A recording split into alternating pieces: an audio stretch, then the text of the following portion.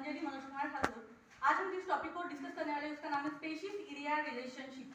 Spaces area relationship ये concept Alexander von Humboldt ने observe किया था। अलेक्जेंडर वॉन हम्बोल्ट ने ये ऑब्जर्व किया है कि स्पेसिस ये एरिया से कैसे रिलेट करते हैं, कौन से फैक्टर उसके ऊपर अफेक्ट करते हैं, थीटा उसके ऊपर कैसा अफेक्ट करता है, स्लोप उसके ऊपर कैसा अफेक्ट करता है, स्पेसिस पीरियड कम ज़्यादा कैसे होती है। जैसे कि हम हमारे बुआ के घर को, मामा जी के घर को, मौसी जी के घर को जाते हैं तो हमें लगता है उस जगह की जो यूनिकनेस रहती है, उस जगह में कहाँ पर हमें ज़्यादा वेरिएशन, डिफरेंशिएशन, यूनिकनेस उस एरिया में और ज़्यादा अलग अलग प्रकार की चीज़ें देखने को मिलता है, मोर ढूंढते हैं। वैसे Alexander von Humboldt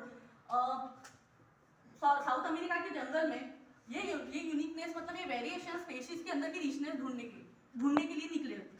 suppose the first area is a, the first area is a, sum the five number of species present in the first area A.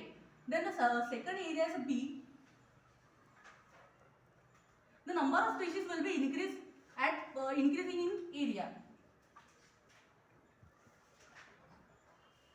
Suppose जो ये फर्स्ट एरिया था एरिया ए के अंदर जो species थी वो area उन्होंने जैसे फॉरेस्ट के अंदर एक्सप्लोर किया, उन्होंने छोटे एरिया को एक्सप्लोर करने के बाद में उनको स्पेशीज के अंदर 5 स्पेशीज देखने को मिली। फिर बाद में उन्होंने और उनका एरिया जब इंक्रीज हुआ तो उनको बी नंबर के जो सर्कल के अंदर है, suppose b is the area of that circle, suppose the b circle is the area of that range particular place, तो क्या हुआ कि वहाँ पे उनको 10 नंबर ऑफ स्पेशीज और देखने मिल गई। मतलब क्या हो रहा था कि वो जैसे जैसे वो एरिया इंक्रीज हो रहा था उनका, वो जितनी ज़्यादा एरिया को एक्सप्लोर, जितने ज़्यादा बड़े एरिया को एक्सप्लोर कर रहे थे, उन्हें नंबर ऑफ स्पेशीज ज़्यादा देखने मिली।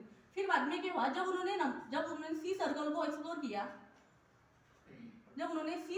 एक्सप्लोर किया, तो उन्हें नंबर ऑफ स्पेशीज इतनी ज़्यादा मिली, इतनी ज़्यादा बढ़ गई, मतलब इतनी ज़्यादा न्यूमरस टाइम पर वो बढ़ गई कि उसे वो काउंट नहीं कर सक रहे थे।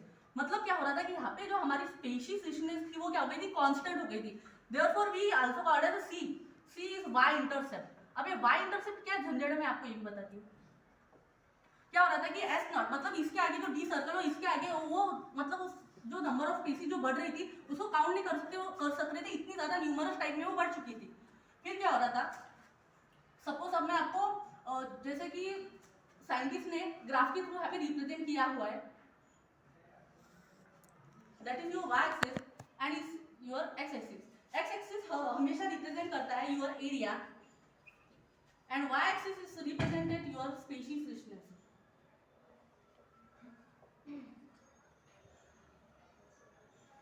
फिर क्या हो रहा था कि साइंटिस्ट ने रेक्टेंगुलर हाइपरबोलिक कर्व के थ्रू ये इंडिकेट किया हुआ था कि स्पेशीज रिचनेस ये बढ़ती है अकॉर्डिंग टू योर एरिया। अब इसमें से हमें क्या देखने मिलता है कि species richness directly proportional to है एरिया को, क्योंकि जैसे जैसे हमारा एरिया बढ़ता है वैसे वैसे हमारी नंबर ऑफ स्पेशीज हमें ज्यादा देखने को मिलती है, ज्यादा वेरिएशंस देखने को मिलती है। इसलिए हम यहाँ पे लिखेंगे कि S is directly proportional to area. Therefore फिर इसके ऊपर से एक फॉर्मूला जनरेट होता है, वो S is equal to c a raise to the power z।